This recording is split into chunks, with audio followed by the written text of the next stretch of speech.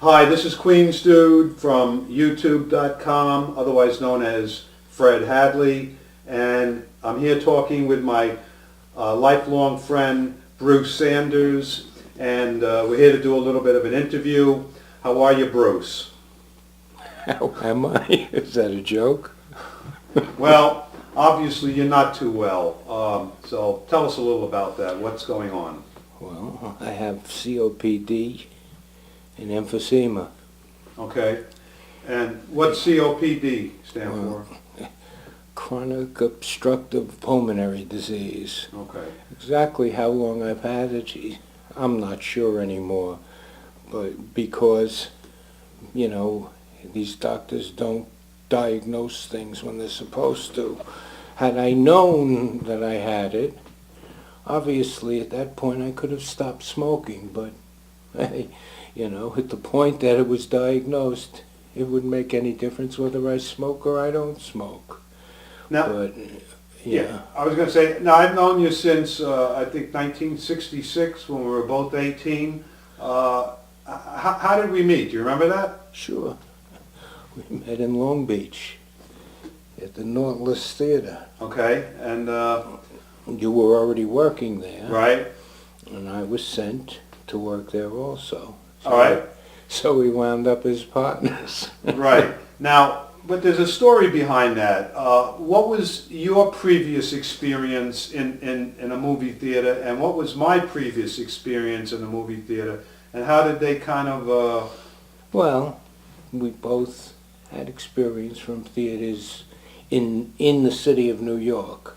As you in Woodside there at the Hobart Theater, and me at the Jackson and the Polk Theater. Right. Now, but we weren't working as projectionists. We started hanging around the theaters, Well, right? actually, initially, but I actually was working as a projectionist at the Polk Theater. Yeah, right. But you were sort of...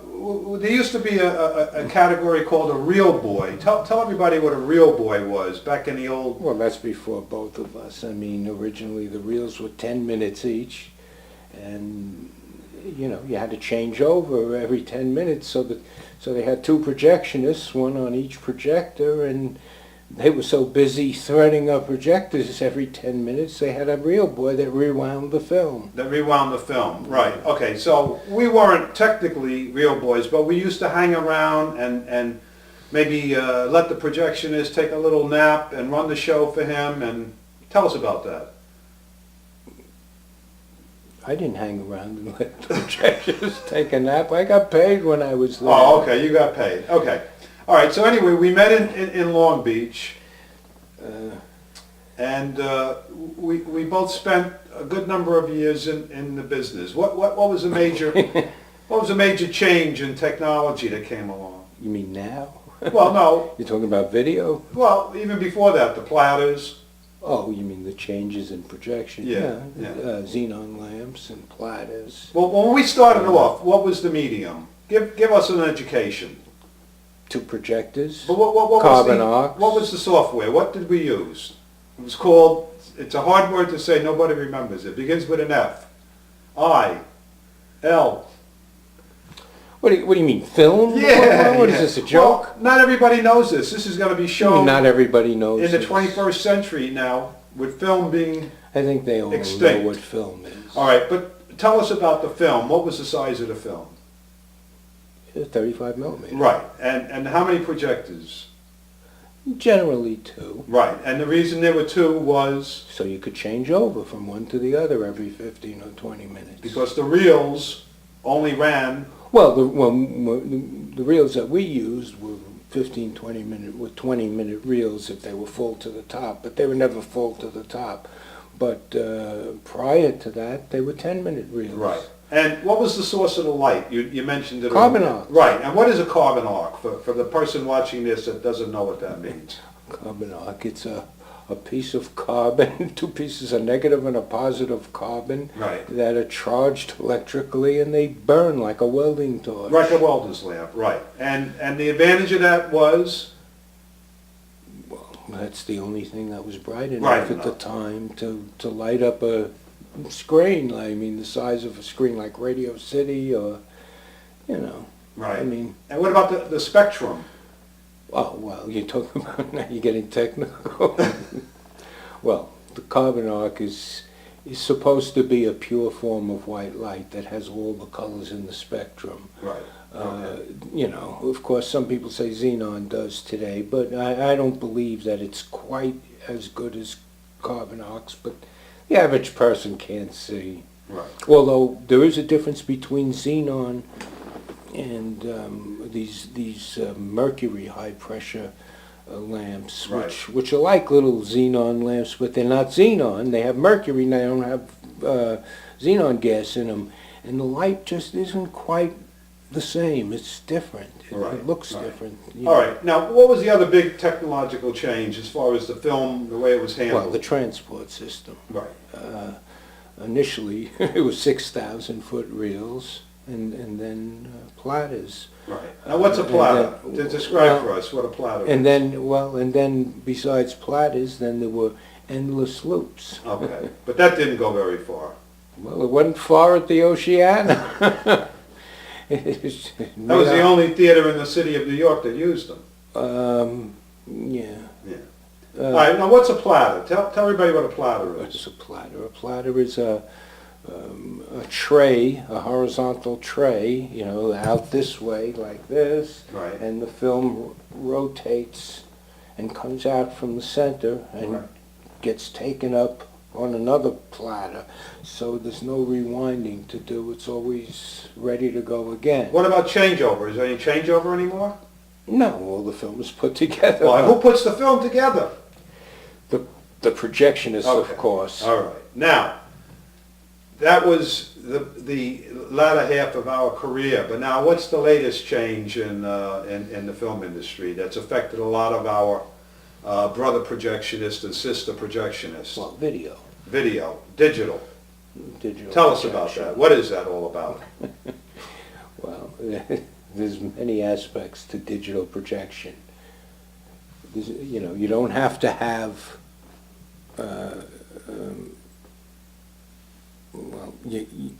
they're storing today's movies digitally.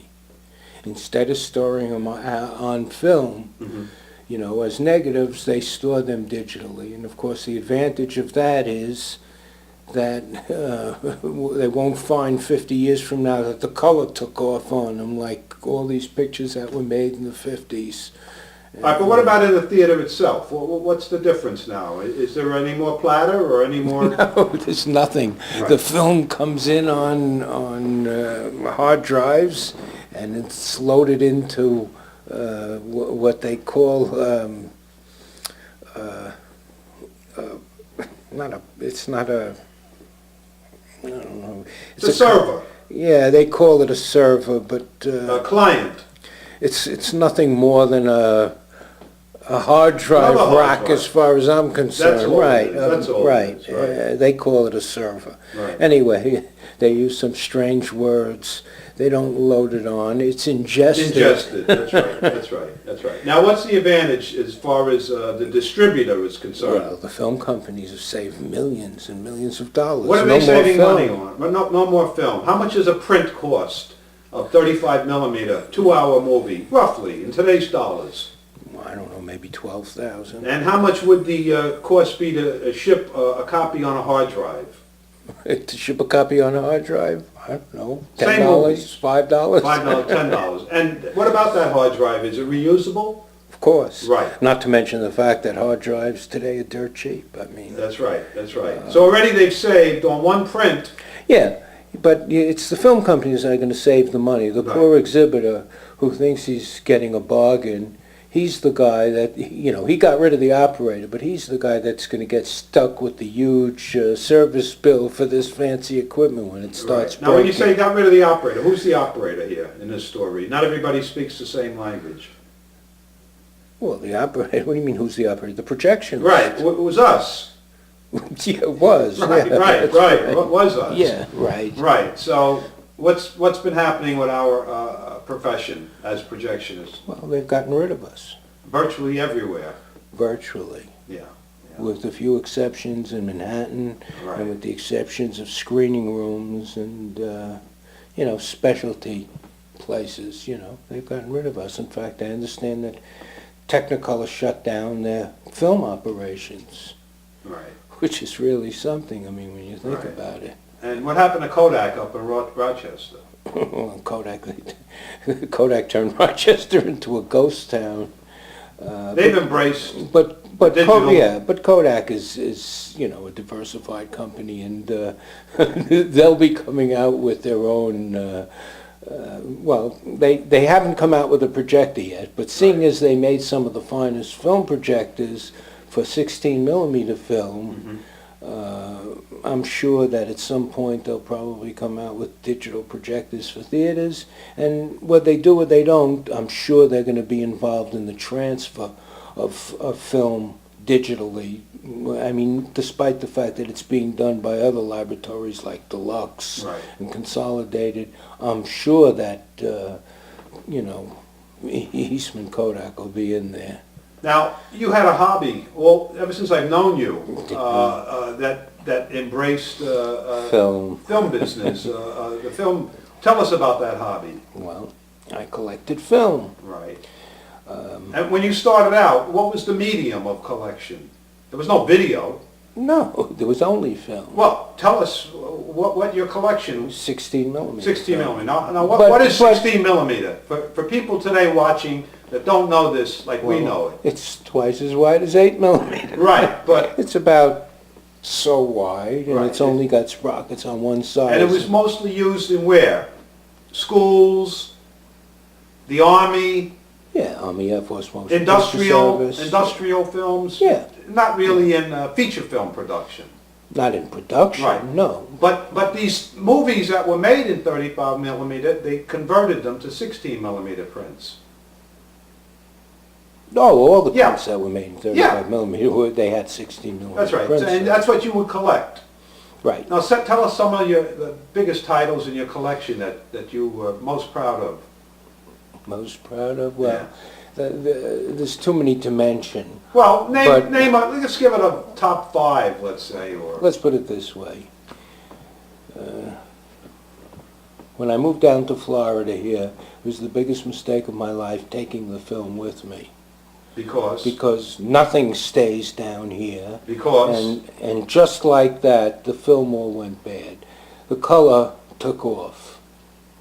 The Eastman film is bad news. Right, The only film that keeps its color are the Technicolor IB prints. right. Now, what does that mean, IB printed? Well, What is that? It was made from a matrix, which was made with a yellow, cyan, and magenta matrix. It's almost like 3 different prints, and the colors are mixed together, and from those 3 colors you get all the other colors. So the image was printed on like a book with ink. Well, yeah, sort of. Dyes. What they did was they printed the soundtrack first, Right.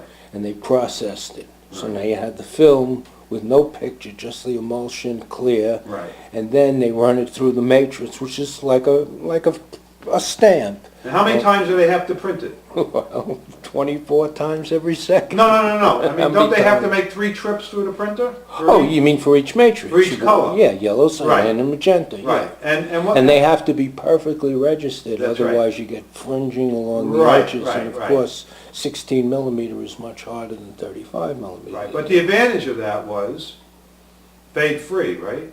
Yeah, the color is good forever. Good forever. And of course, there's no grain in Technicolor prints Right. as opposed to... But what happens Eastman if you looked at prints. a facial close-up? I mean, wasn't there always like a little bit of color, you know what I mean, a little plasma-y? In other words, there was that certain, like, fluid quality. Well, next time Well, you run an that's- IB print, That's not true. I mean... in other words, it's an artifact-laden process, Technicolor IB printing. I mean, Artifact label. well, in other words, if you're looking at a flesh tone, there is not a perfect constancy of color throughout and from frame to frame. Well, all right, this is maybe First of all, nitpicking. that's not so. When you say from frame to frame, that's not so. I mean, there were defective prints too. No, you know. I'm just talking that there was an inherent Some of the- artifact to No, Technicolor. there's no truth to that. None Okay. whatsoever. Okay. In fact, some of the best looking pictures ever made were made out of Technicolor IB prints, like Right. My Fair Lady and Funny Right, Girl, right. and the color was At its Yeah. peak, what did your collection number? How many titles? about 400. 400 titles? And if you could, let's say you just could keep 3 or 4, which ones come to your mind as? Well, I still have those three. How or about four. Mad World? I Would that be still- on your Of course. top 10 list? It would be at the top of my list. How about A Man for All Seasons? Yeah, I have that also in Right. Technicolor. Right. I mean, What else? French Connection? No, French Connection. didn't like That's that. junk. First of all, French Connection was deluxe color, Oh, and no, it would be Sound of Music, West Side Story. West Side Story. Sound of Music is deluxe color also. No, I didn't mean just Technicolor prints. I meant just your... Well, they'd go bad though, so Yeah. what good would they be? Right, right, I mean, that's why I buy Blu-ray discs now. right. You know, Right, I mean, right, not that right. it matters in my case, but they'll Right. be good for 50 years. Right, right, right. Now tell us a little bit about your family. You're married, of course. Yeah. When I did you am. get married? In 1970. Okay. And tell us about your wife, Jean. Yeah, what about her? Well, where you met, how you met her, and, just a little biographical.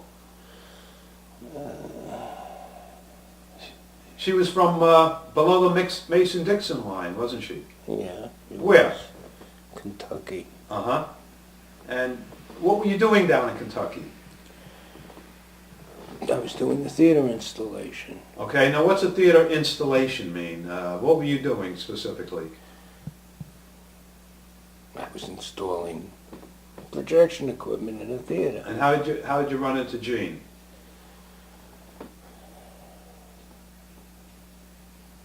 Somebody introduced you on the Yeah. job? Okay. So how many children did you guys have? 3. Right. Now one of them was Edward, and he helped me out when I used to work in the cable television business. So what's Edward is the oldest, right? Right. Right, right. And how old is Edward now? Well, he's going to be 40. 40. And he's got a pretty good job, I understand. Oh, yeah, it's a pretty good job. He works for Morgan Stanley. He's a vice president. Yeah, and what does he do for Morgan Stanley? He didn't learn about banking when he went to school. What did he study? Programming, computer programming. Right. So would he be an IT guy? Is that what they call it? Yeah. Yeah.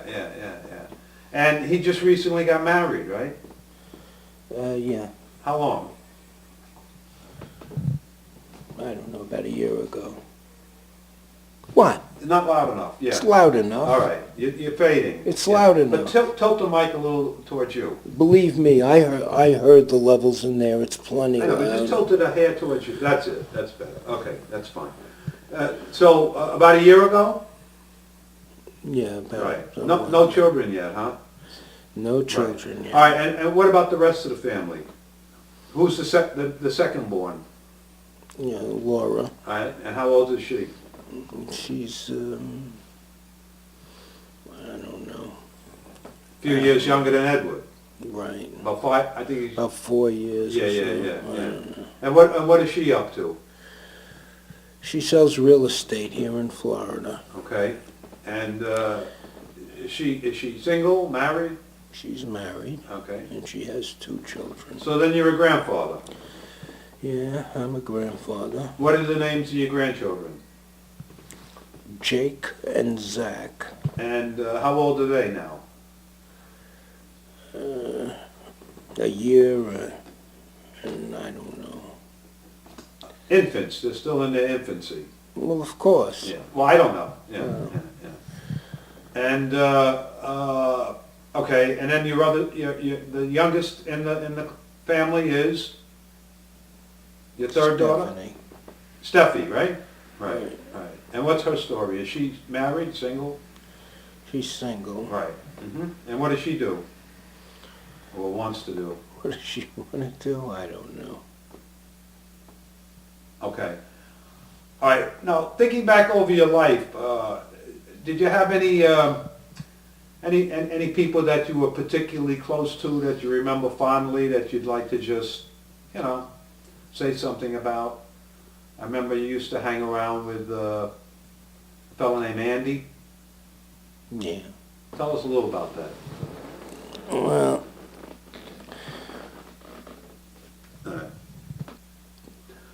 All right, we're rolling. all right. First of all, there's a whole bunch of people waiting for me to die. Of course, they want to get my money. I mean, that's the truth. That's the real bottom line here. And of course, some people want to rush me. I don't give a fuck one way or the other. Some people can't even understand, Some people think that I'm not that sick. I should only wish it on them. If I had it to do over again, obviously I wouldn't smoke.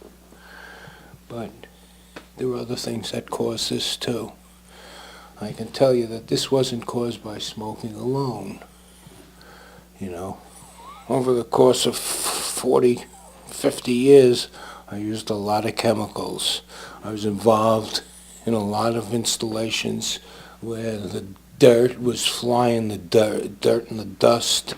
And I once did them a favor at the Alpine. They asked me to check to see if the boiler was on. So I get downstairs, and they have the whole place is walled off with plastic sheeting. They were removing the asbestos, so it looked like someone took a hose and wet down the boiler, and the stuff was just all over the place. And they had this little, Home Depot plastic hung around this giant boiler. Anyway, I get downstairs, and while I'm downstairs, before I get a chance, the boiler was on. All of a sudden, somebody turns the house fan on. Now, anybody who's ever seen the house fan in the theater knows that it can practically suck you from the basement up to the auditorium. And this asbestos went flying all over the place. Now, I don't have asbestosis, and I hope that I don't get it before I die, and it's not likely that I will. But what about these other people? What about the hundreds of people that were in the theater that night that were there where it came through the ducts? They say it only takes a microscopic fiber to do this to somebody.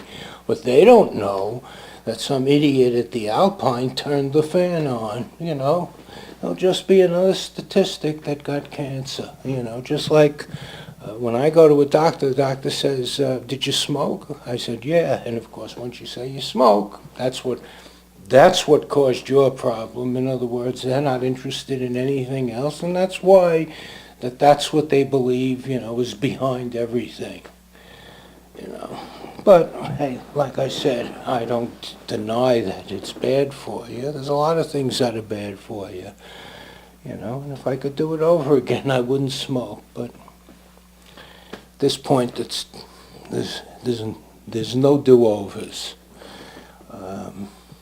It might have been possible to get a lung transplant, but in order to get a lung transplant, you have to be a candidate. What does that mean? Well, aside from falling into what they're looking for, you have to go through certain activities. You have to go for a respiratory rehab. It's like an exercise program and so on and so forth. And I'm not in a position to do that, because the only place in New York where they do that is Columbia Presbyterian up on 168th Street, and there's nobody in my family that could drive me up there. And there are other places, of course, that I could go, Duke University in North Carolina, but that would require cooperation, and there's nobody in my family that wants to cooperate. So, If I felt better, I'd do it on my own, but what's the difference? You know what I mean? I'm worn out at this point, and hey.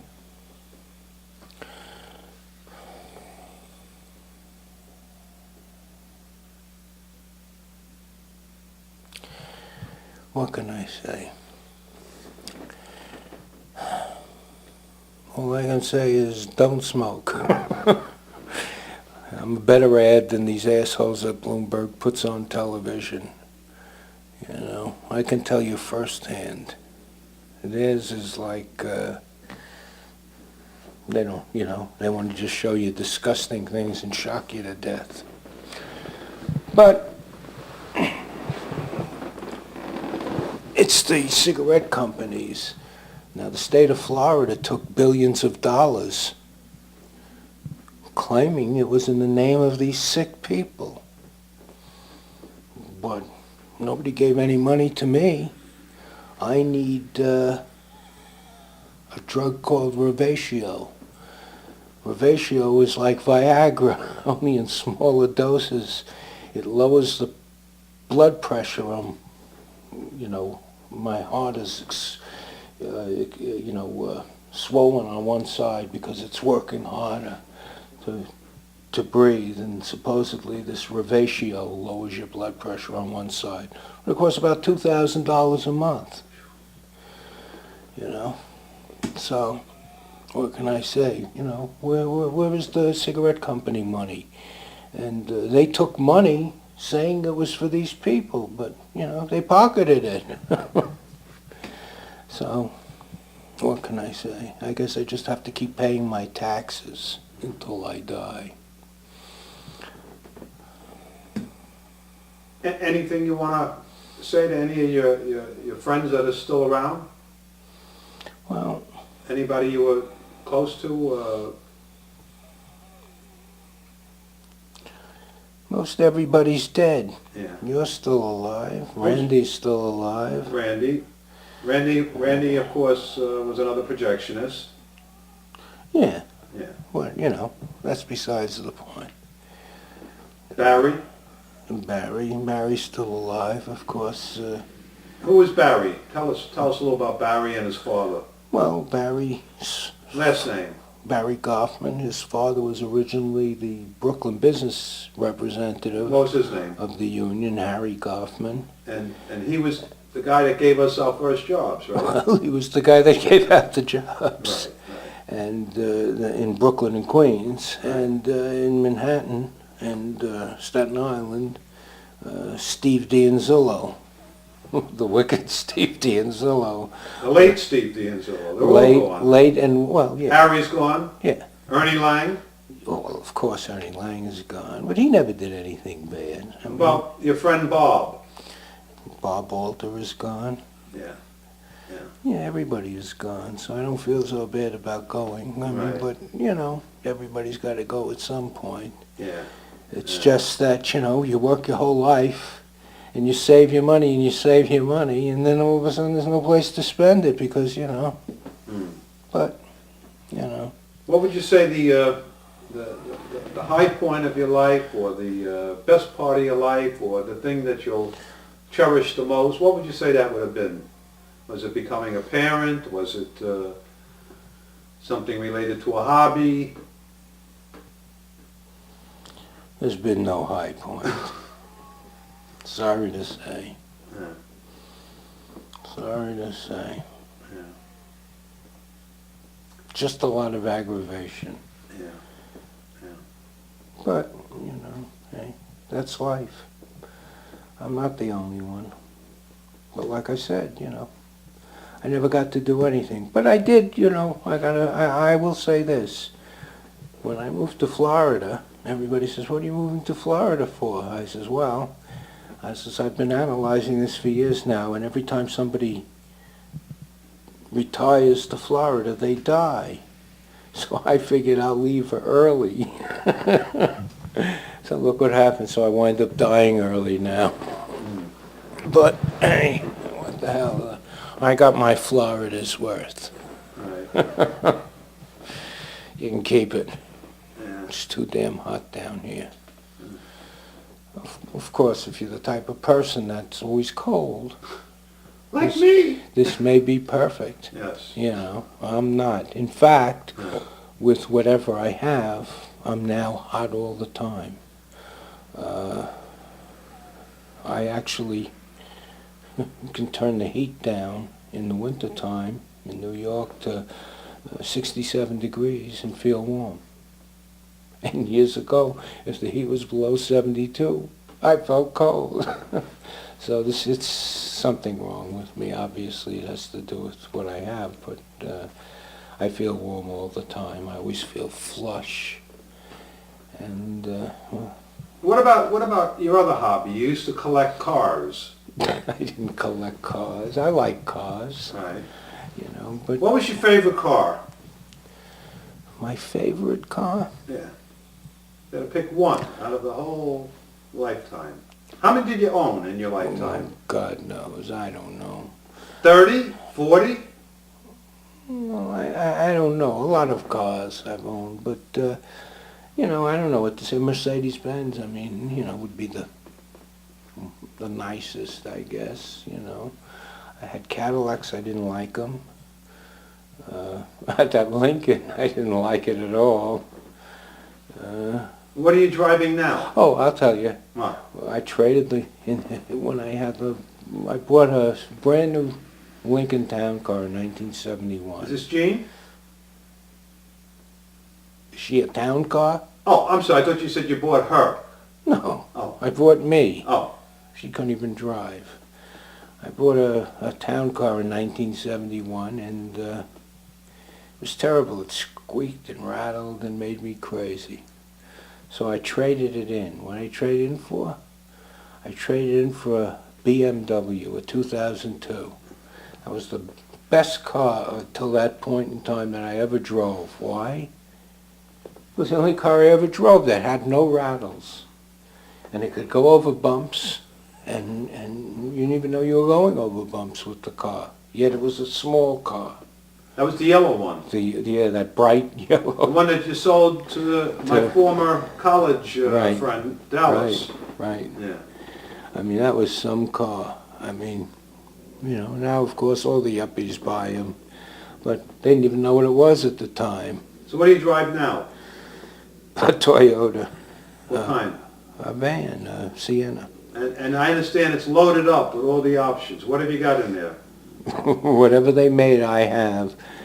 Leather seats, seat warmers, Backup camera? navigation. Well, everything has backup camera, navigation. Four-wheel drive. DVD? Yeah, the DVD system. Not that I wanted it, but they have something called run flat tires. Oh, They don't give you a spare, but, you know, I hope they work. yeah. What other options? You know, all the standard, you know, Yeah. captain seats and all that nonsense, leather captain seats. Right. But it's a nice car. I mean, it drives nice. Yeah. It's not worth the $49,000 sticker price that it says it's on Sure. it, but, you know, it's a nice car. Yeah. Yeah, I probably would, if I was doing over again, I'd probably buy a Mercedes-Benz, you know, SUV or whatever, the little one, you know. Right. But, So you remember the movie Alfie? what's Michael it all Caine. about? Right, right. So, to summarize, what's it all about?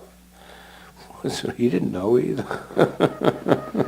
No, I don't mean Alfie, I mean life. Do you have any thoughts on that? It's about, Any advice to people, your children, their children? in the end, it doesn't mean a damn thing. You're going to die one way or the other. You know, I'll give you an example. Nobody listens to me. You know, they think they know everything. Now, I told my son, you know, don't make the same mistakes I made, you know. In fact, if I can give you the solution to a problem or tell you where you went wrong or where you'll go wrong, why wouldn't you listen to me? But, you know, because the prices of houses and condos was dropping, he had to dive right in there and buy himself a condo. He bought himself a job, running back and forth between Florida and New York while he's working and complaining he's tired. He needs that like a hole in the head, you know, like I needed it. In the end, for what I got out of it, I'm sorry I even bothered to move. I'm sorry I put myself out moving, you know. I could have, if I was still alive, I could have waited, you know, until I was older, you know, got rid of the house, thrown everything in the garbage, and moved into a condo, you know, and then just died, you know, and then told them, fly me back to the cemetery. You know, there's nothing worth getting aggravated over. Right.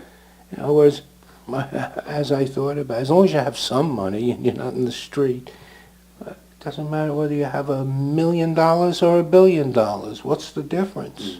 What can you do with $1 billion that you can't do with $1 million? Well, I mean, I could think of a couple of things, but what's the big deal?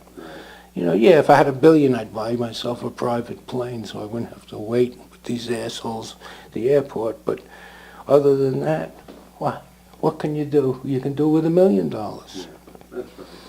You know? That's why I have to laugh when I see this Warren Buffett and Bill Gates, they're giving away their money. First of all, they're lucky if they're giving away the interest on their money, but even if they were giving it away, well, how much can they spend? You know, they're not giving away anything they need for themselves. So, Yeah. good for them. Yeah. You know? What can I say? Of course, the other thing is, I give my money to the ASPCA and the Humane Association because animals are the only living things that are worthy of my money. They can't speak for themselves, so people have to speak for them. And unfortunately, they're mistreated, you know, and there's no reason for that. You know, it's bad enough if you eat animals, you know, to live. You don't have to abuse them too. It's just the way it is. You know, if you've ever seen pictures, I mean, you see these diseased cows, they can't stand up, and they want to take, you know, derricks and push them down the line there, you know, and they want you to eat that. You know, these people have some nerve. But, hey, everybody will get theirs in the end. So, it's all right with me. So you watched the Academy Awards the other night? Yeah, I did. Did you have any thoughts thinking back over your whole life? You've watched a lot of Academy Awards I've watched shows. a lot of Academy Awards shows, and Yeah, every well, year the yeah. pictures get worse and worse. What's going on there? Thank God Why for the is pictures that have already been made, because if it wasn't for them, there'd be nothing that? left. What's going on there? Just, the scripts are lousy, the directors are lousy, what is it?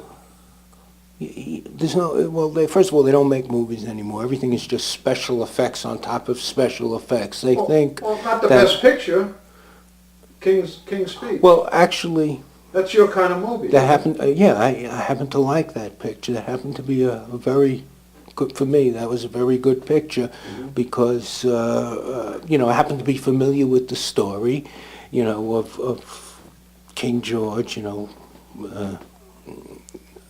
they don't show any part. It's interesting that What year was that? What King George was that? Was that the King George that the United that was States? Elizabeth's father. Uh-huh. What year? Or what century? He died in 51 or 52, I believe. 1951. Yeah, Oh, I so- remember seeing it on television. Oh. And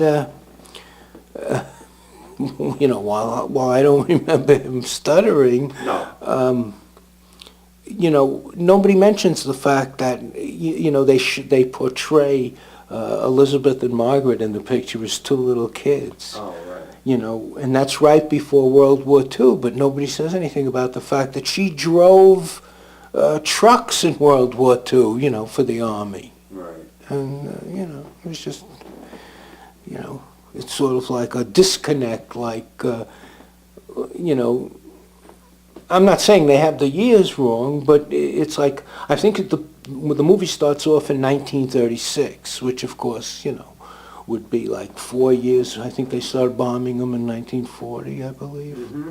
Wasn't it 40? Was it? Around that time, the war, well, I know Pearl Harbor Day was... No, that was us. Right, that was us. But they were already... Sure. The B-2 rockets. Right. Yeah, Right. Any favorites in your film as far as actors, actresses, directors? Anybody you really liked a lot? A hero of yours in life? Not necessarily film, politics. Well, first of all, in film, a composer that they, he's well known, but not to confuse him with Leonard Bernstein. Elmer Bernstein. Right. That was his brother, right? No. No relation. No, I don't think he's any relation. No relation. But some of the scores that he wrote for movies are just, without his score, the movie could be tossed in the garbage. That's how good they are. Not to take anything away from West Side Story, but that's something totally different. And as good as he might have been, that was the only one he did. Right. I'm trying to think. There's all sorts of. Of course, Stanley Kramer is one of my favorite directors. And he did Mad World. And lots of other pictures that I like. Tell us the story about projecting Mad World at the Jackson Theater. When the film broke? Yeah, well, the film didn't just break, but what happened? The reel bent and went rolling down the... Don't make me tell that story. Well, the screen went white, right? It started with a white screen. It reminds me of in Dances with Wolves, when they keep pushing on Kevin Costner to tell the story of the buffalo again. And he goes, Tatanka. And they go, Big Tatanka. Don't make me tell the story. Well, come on. That's a great story. The screen goes white. Right. What happened? You could see the film rip out of the... In other words, it ripped out of the gate, right. Like with you could see like the tear of the film just go. Sure, right. And this was a big screen. And to see a screen like this go white all at once on a Saturday night. Right. What happened was the reel worked its way off the shaft. Mind you, it's not my fault. Okay. I didn't do it. Right. I just happened to be there, and the film the reel went rolling down. In other words, you had the steps, like steel steps that came up instead of a hole going up into the booth. You had a staircase. Anyway, this reel went rolling down the steps and rolling down the balcony, or the top of the balcony, So the film was on a reel, and the film that the audience was about to see was now rolling down the aisle. The reel was rolling down the aisle. And who went chasing after that reel? I did. And what happened when you picked it up? Was there any reaction from the audience? I don't think they even realized what was happening. The point is that I went running up the steps with it, but the reel was bent. And every time the film would start, it would break again. Oh, boy. And, So you had your hands full. Well, it wasn't me. Yeah. I was just helping. Right. But, it was a mess. Is that your wildest booth story? Well, I had a fire once. Where was that? On 2nd Avenue there. Where, Gaiety? Yeah. What caught fire? One of the projector, on a super simplex projector they have the big round shutter, and it was all full of oil and dust. And the framing lamp shorted out. Oh. And the short just lit the stuff. It just went right up in flames. Go ahead. Went right up in flames. Yeah. And I didn't know what to do, because I knew if I poured sand on it, that would be the end of the projector. And if I didn't pour sand on it, it would just keep burning. So what'd you So do? I got on the telephone and I called the manager and I says, listen, the projector's on fire. I says, you got a choice. I can put sand on it or you can let it burn out, and then I'll see if I can, fix Rebuild it up it, yeah. afterwards. So he says, okay, whatever you think is best. So what'd you- I let it burn. Oh, So I thought everything was all out. yeah. Because that wasn't great for your health either. No. And I turned on the machine just to see if it would turn over, Yeah. run okay. And the flames went shooting up the top again, Wow. But other than that, I never had a fire in the booth. Yeah. Yeah. Fortunately. Fortunately, some of those booths I wouldn't want to have to escape from some of them. Sure. Especially the ones that were in the ceiling like this. Right. But one of these days they'll have a fire in a theater here, not here, in New York. A lot of people will get killed. And someone is going to say, well, how come there were no lights? And then they'll have to explain why there's no lights, because there was no projectionist. And there was no projectionist because Rudolph Giuliani must have filled his pockets up to get rid of them. Of course, that's only your opinion.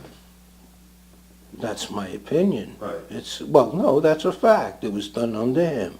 Under Rudolph Giuliani, They weakened the two licenses. people, Yeah. right, two people, both my friend Frank and Roger Getzoff, were both contacted by the city. They both used to do questions for the test. Right. And they were told, we don't need you anymore. We can make up the questions. Sure. And the questions, of course, based on people that saw it or took the test, said that they were of a caliber that a 10-year-old could have Right. passed the Now, test. it wasn't that way when we started. Well, of course not. Well, tell us the... Well, tell- trick questions. Well, there were 3 parts to our test, right? There was a written, multiple choice. Yeah. Then there was the electrical room where you had to identify wires. Oh, yeah, I call that Installation? practical, though. Yeah, I yeah, mean, right. you Well, know. I'm talking about... Yeah, In right. my mind, there was the written and the practical. Right. But the practical had 2 aspects. There was the wire room. The actual running of the projector and then the wire gauging. Right. And, yeah. Now, didn't they used to gimmick the machine and see if you were Oh, smarter? yeah. Yeah, what'd they do? Well, they did all sorts of things, to when try I took to it- trick you. They turned the reflector all the way up so Yeah. that the screen was practically dark, you know. Yeah. You had to know how to focus it. Well, Yeah. at that point in time, I wasn't concerned with passing any, the practical test. I mean, it was the written test that you really needed to know what the trick questions were, because they were trick questions, some of them. Right. I can't remember offhand, but Well, one of them was how many frames in a foot of film, or how many perforations in a foot of film. And the trick question was, you had to remember that there were a double row. Everybody... oh, right. Well, you see, that's a trick. Unless right. unless there's someone you can say, well, you mean one side or two, Yeah, right, exactly. Yeah. That's what I'm saying. They were all Yeah, trick yeah. questions, and the people that went to the Allen School or Right. these schools that they knew the answers to those Right, questions. right. Of course, once Giuliani got rid of everything, there was no reason to do anything anymore. Yeah, You didn't have to know anything. sure. I mean, just walking in meant you passed the test. And this way these companies could, throw us out and put these managers in. What was your top job in your career? The theater that you were proudest of having worked at? Well, I guess the DeMille. What about the DeMille? Who was that named after? Cecil B. DeMille, obviously. I know, But that theater had a long life, It before that it opened, was called the Mayfair, right? well, it opened as the Columbia Burlesque in 1910. Wow. Then it was taken over by Lowe's. And Lowe's operated, I believe, till 1935 as the Mayfair, Right. until RKO took it over. And the marquee originally wrapped around the whole corner a big. What corner was that? 47th Street and 7th Avenue. Right. But I mean, the marquee went from where the current marquee was all around the corner, you know, up to where the office building entrance was. Right. And they took it down in World War II to donate the steel for the war. Right. That's why the marquee was taken down. Now, what was unusual about that job that was different from, let's say, other jobs you held in New York City? What do you mean? Well, its location and the type of run. In other words, the film industry has changed greatly since then. But back then, what did that job represent? It was a request job. Right, which meant that you had to be better than average to get that job, theoretically, right? Well, yeah. And but more so, where was its location? What was that area known as? oh, the Broadway theaters. Yeah, Times Square. Yeah. Right. And back then, And there were all two men on a shift. what were the distribution patterns of films back then as compared with today, where you open a movie today on 3,000 screens? Back then, you opened a movie on how many screens in New York? One. One. Yeah. And the DeMille was often that Yeah, one. well, yeah, the DeMille was one of the roadshow theaters. Right. Now, You what know. do we mean by road show? 2 a day. Two what a day? 2 movies a Well, day. all right, but a you know, matinee it's- and an evening show. It's a totally different scene today. Nobody knows what you're talking You know, about. a 2 o'clock and an 8 All right, the o'clock, matinee or 2:30 and 8:30. And an evening. And what were those tickets called? Hard tickets. Hard tickets. Well, of course. Well, what made it a hard ticket as opposed to Because a regular ticket? Because Was it the paper? because they were on cardboard. Yeah, right. And they were assigned seats. No. They were assigned Numbered, seats, right. yes. In other words, you bought a particular seat just Yes, like yes. just like Yeah. in a Broadway theater for Yeah. legitimate In plays. fact, Broadway theaters Right. were used Well, to people- open... people wait a second, hold on here. You know, Cinerama opened at the Broadway Theater, you know, and they used a lot of Broadway theaters to open pictures. Right. There's a big history of some of these Broadway theaters. I'm still investigating the opening of the Jazz Singer. Now, I know that the Jazz Singer ran at the Warner Theater, you know, the Cinerama Theater, if you want to call it a Cinerama. Yes. It was originally called the Warner Theater. Broadway on 47 about? 46th Street or whatever. Yeah. But this is the strange thing. My father said that he saw the Jazz Singer when it opened. The opening, the premiere of it, at the Winter Garden. Oh. Now, the Winter Garden, I mean, I've only been there once to see West Side Story. Where was that? That's the one where, you know, the Union office? Yeah. You know, it's like if you look out the window, you Yeah. would see the back of the Rivoli. Right. That's Well, right. the Winter Garden is one over. Right. Like the Oh. back side of it would be one over. North of the Rivoli or south? Of North. North. Yeah, Sure. right. Oh, okay. Yeah. You It's know, still there, but the front, isn't it? yeah, Oh, sure. yeah. And the front of it would have Yeah, been yeah, on yeah, Broadway. Yeah. Right. You know, a nice theater, you know, and a very famous theater, but, you know. Didn't the West Side Story open in Rivoli? Yeah, the movie West Side Story. Oh, you're talking about Talking the play. about this show. Okay. Yeah. So the Winter Garden was always legit. Well, that's the point. Yeah. In other words, I only saw a show there, West I Side see. Story. That's the only time I've ever been there. Oh, right. But recently I found out that so many different legit theaters ran movies. Wow. You know, special movies. Usually it's the other way around. You start legit, you go movies. But these actually ran movies. Yeah, So, sure. you know, Sure. I'm just curious. I'm sure that the Winter Garden did run film for certain things. Right. Right. I know for sure that the Ambassador Theater ran film because I was up in the booth, and they actually had the super simplex projectors with the front shutters still Oh, sure. on them. I Right, mean, right. wow. The dangerous front shutters, yeah. Well, I don't know about dangerous, but they were still there. Yeah.